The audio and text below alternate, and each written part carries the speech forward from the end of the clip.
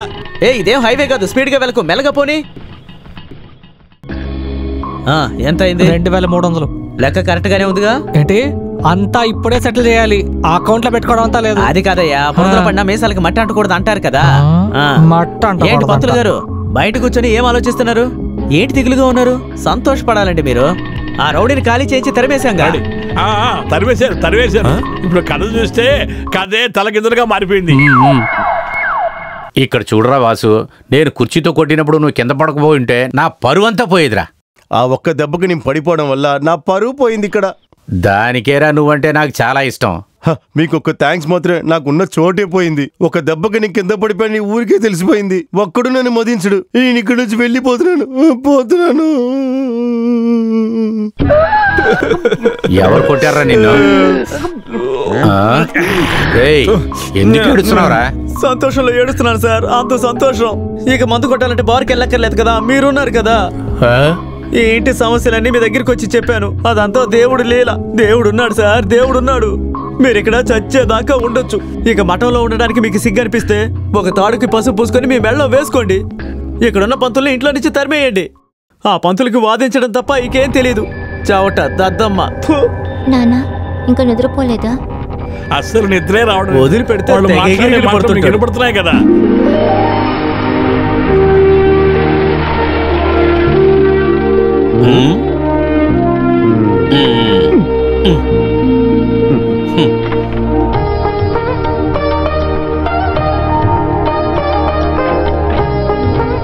నువ్వు వెళ్ళి ఉద్యోగంలో జాయిన్ అవ్వు, మావయ్య వెళ్ళొస్తాడు. ఎంత? 20 రూపాయలు.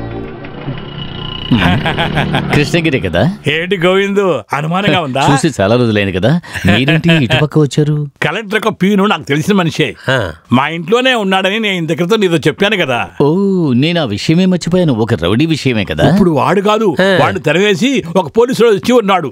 మీరు దేనికి దిగులు పడకండి. మన సేతులక్ష్మి ఇక్కడికే ట్రాన్స్ఫర్ అయ్యింది, సబ్ కలెక్టర్ గా. అబ్బా, సమస్య చనిపోవటం వల్ల దానివల్ల సస్పెండ్ అయిన ఇన్స్పెక్టర్ రాజేంద్రన్ కి చెందిన పోలీస్ ఎంక్వైరీ రిపోర్టే ఇది.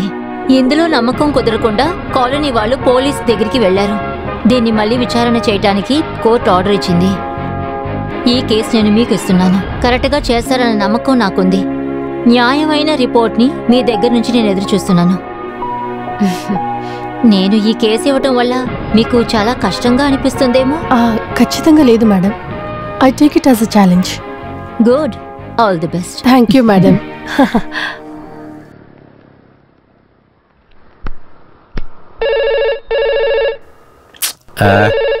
ఒక్క పని కూడా చేయనివ్వట్లేదు, టెన్షన్ పెడుతూనే ఉన్నారు. హలో, ఇన్స్పెక్టరే, చెప్పు. ఎవరో? నేను సబ్ కలెక్టర్ సేతులక్ష్మి. ఓ, చెప్పండి మేడం. మీ మీద ఒక కంప్లైంట్ వచ్చింది. నా పేరులో కంప్లైంటా? అవును, మీరిప్పుడు ఉంటున్న కృష్ణ ఇంటిని వెంటనే ఖాళీ చేయాలి. ఓ, ఆ ఇల్లా? మేడం, అది ఉండటాని కోసం తీసుకుని ఇల్లు కాదులేండి. అది నా డ్యూటీలో ఒక పార్ట్గా, ఐ మీన్ ఆ పెద్ద ఆయనకి ఒక ప్రొటెక్షన్ కోసం నేనది వాళ్ళకి కాంప్లిమెంట్ గా, అది వాళ్ళు కంప్లైంట్ గా చెప్తున్నారా? వాళ్ళ కుటుంబానికి ఒక రౌడీ సమస్య ఉంది. అది మాత్రమే కాదు, పెళ్లి వయసు వచ్చి ఎదిగున్న, ఐఎమ్ సారీ, పెళ్లి వయసుకు వచ్చిన 3 ఆడపిల్లలున్న ఇల్లది. వాళ్ళకి నేను ఒక కాపలాదారుణ్ణే. ఆ సెక్యూరిటీ అక్కర్లేదంటే మేడం నేను చెప్పను, అక్కడ ఒక పెద్ద ఘోరమే జరుగుతుంది. Stop it. అమ్మాయిలను చూసుకోవడానికి వాళ్ళ అమ్మా నాన్నలున్నారు. అది స్టేట్ పోలీస్ డ్యూటీ కాదు. మరో 24 అవర్స్ లో మీరు ఆ ఇంటిని ఖాళీ చేయాలి. It's an order from sub collector. చాలా సంతోషం అమ్మా. రాఘవా, రాఘవా, ఎవరయ్యా అది ఏరియా సబ్ కలెక్టర్? తను ఎవరనేది నేను చూడలేదు, కానీ ఒక అమ్మాయి. చిన్నపిల్లైతే నాకేంటి? ఇది చెప్పంగానే నేను ఇల్లు ఖాళీ చేసి వెళ్ళిపోవాలా? నేనెవరో తెలుసు కదా, ఇన్స్పెక్టర్. నేను మాత్రమే మన కానిస్టేబుల్ అన్నాను. నేనేం చేయాలి చెప్పండి? ఏమయ్యా, ఒక ఇల్లు లేదా షెడ్డు ఏదైనా ఖాళీగా తగలడిందని చూడు. 24 గంటల లోపల నేనెవరో చూపిస్తా, నా పవర్ ఏంటో చూపిస్తా దానికి. అవును సార్, మీరు ఎవరు కొడుకో వాళ్ళు అడిగితే చెప్పాలి కదా. నోరు మూసుకుని వెళ్ళవయ్యా. ముత్తు నరసింహ భాష అని ఏదో పేరు చెప్పాలి కదా సార్. వస్తువులంతా ఎక్కిచ్చేసాను, మనం బయలుదేరదామా? ఏయ్, ఇంటి ఓనర్కి చెప్పకుండా ఎలా వెళ్తామయ్యా? దేవుడా, ఏం జరగబోతుందో తెలియదు. అదిగో వస్తున్నాడు చూడు పెద్ద ఆయన. ఇదిగో నా ఉద్యోగానికి ఎసరు పెట్టి వస్తున్నాడు చూడు. పెద్ద ఆయనకి పెద్దోళ్ళ పరిచయం ఎక్కువ అనుకుంటా. పైనుంచి ఆర్డర్ వేసిన ఆ లేడీకి మీకు ఏంటి సంబంధం? అదే ఆ సబ్ కలెక్టర్. పల్నాడులో నా భార్య ఇంటి పక్కన ఆవిడే సబ్ కలెక్టర్ గారి ఇల్లు. తను ఏం చెప్పిందో తెలుసా నాకు? 24 గంటల లోపల నేను ఇక్కడి నుంచి వెళ్ళాలంట. నేను ఎవరికి భయపడినావు? నువ్వు వెళ్ళి దానికి చెప్పు. నేను 12 గంటల్లోనే ఖాళీ చేసా. నా మీద మీరు కోపగించుకోకూడదు.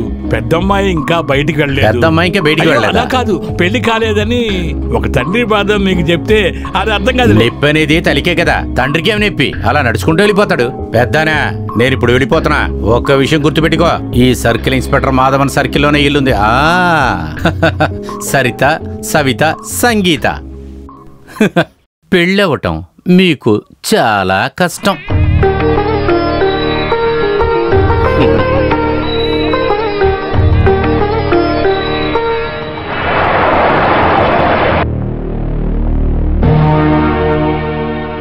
లా అండ్ ఆర్డర్ చూడాల్సిన ఓ సర్కిల్ ఇన్స్పెక్టర్ ఈ పగ తీరాలి అనే ఒక ఆలోచనతో ఓ అమాయకురాల పెళ్లిని ఆపేందుకు ఆపడానికి వెళ్లిన సబ్ ఇన్స్పెక్టర్ ని ఆశయించుకుని రావే పోవే అని కూడా పిలిచారు. ఇలాంటి ఒక విషయం మీద మిస్టర్ మాధవన్ కి మహిళా సంఘానికి చెప్పడానికి ఏదైనా ఉందా? ఇది కూడా ఒక చట్ట పోరాటమే. పోరాటం చేసేటప్పుడు రెండు పక్కన పోరాడేవాళ్ళు కావాలి. ఇక్కడ ఆడవాళ్ళకి మాట్లాడటం కోసం మీరున్నారు, ఇక్కడ నా తరపున మాట్లాడటానికి మగవాళ్ళెవరూ లేరు. ఇలాంటి ఒక విచారణ జరుగుతున్నప్పుడు ఇంతటి గౌరవనీయులైన వారి ముందు కూడా మిస్టర్ మాధవన్ చాలా అహంకారంతో మాట్లాడుతున్నారు. మేడం, అవసరపడకుండా వినండి. నా మీద ఉన్న అపనిందకి నేను సమాధానం చెప్పడానికి రెడీగా ఉన్నాను. పెళ్లిని ఆపి పెళ్లి కొడుకుని అరెస్ట్ చేసింది నా డిపార్ట్మెంట్ పర్మిషన్తోనే. ఎందుకంటే వాడు ఒక పెద్ద ఫ్రాడ్ అన్నందువల్ల. ఇంతకు ముందు 6 పెళ్లిళ్లు చేసుకున్నాడు వాడు. దానికి ఎవిడెన్స్ మా దగ్గర ఉంది. అన్ని ఎవిడెన్స్ తోనే అకిష్ని నేను కోర్టుకు తీసుకువెళ్ళింది. మీరు కావాలని సృష్టించిన ఆ కేసు ఎవిడెన్స్ పెళ్లికొడికి వ్యతిరేకంగా ఉన్నట్టయితే? అలా సందేహపడి కావాలని ఎవిడెన్స్ తయారు చేస్తే మేడం గారు నాన్న కూడా అధికారంగా నాన్న అని పిలవలేరు. రే నువ్వంతా ఓ ఇప్పుడు ఇన్స్పెక్టర్. చూశారు కదా, రే నువ్వంతా సర్కిల్ ఇన్స్పెక్టర్ అని పిలిచింది. ఇటువంటి ఆవేశంతోనే నేను ఆ రోజున మేడంని ఏమే అని పిలిచింది. నాకు తెలీదు మేడం గారు సబ్ కలెక్టర్ అని. చూస్తే అలాగే అనిపిస్తుంది అనుకోండి. ఏ అమ్మాయి కూడా రావే పోవే అనడానికి రైట్స్ ఎవ్వరూ ఇవ్వలేదు. ఇంత అహంకారంగా మాట్లాడే ఈ వ్యక్తికి ఖచ్చితంగా శిక్ష తప్పు పడాల్సిందే. చేసిన వాళ్ళు శిక్ష అనుభవించాలి. He should be dismissed under service. Excuse me madam, ఇలాంటి ఒక విషయం జరిగినందుకు ఎవరిని పని నుంచి తీసేయడం నా ఉద్దేశం కాదు. కానీ మళ్ళీ ఇలా చేయకుండా ఉండడానికి, అమ్మాయిలని గౌరవించడం మర్చిపోకుండా ఉండేందుకు ఒక శిక్ష మిస్టర్ మాధవన్కి మనం వేసి తీరాల్సిందే. సో మిస్టర్ మాధవన్ నాకు క్షమాపణ చెప్పాలి. క్షమాపణ? అవును. సరే, అదే మీరు నాకిచ్చే శిక్ష అయితే నేను దాన్ని స్వీకరిస్తాను. క్షమించండి. ఇది సరిపోదు. చేసిన తప్పుని ఒప్పుకొని క్షమాపణలు అడగాలి.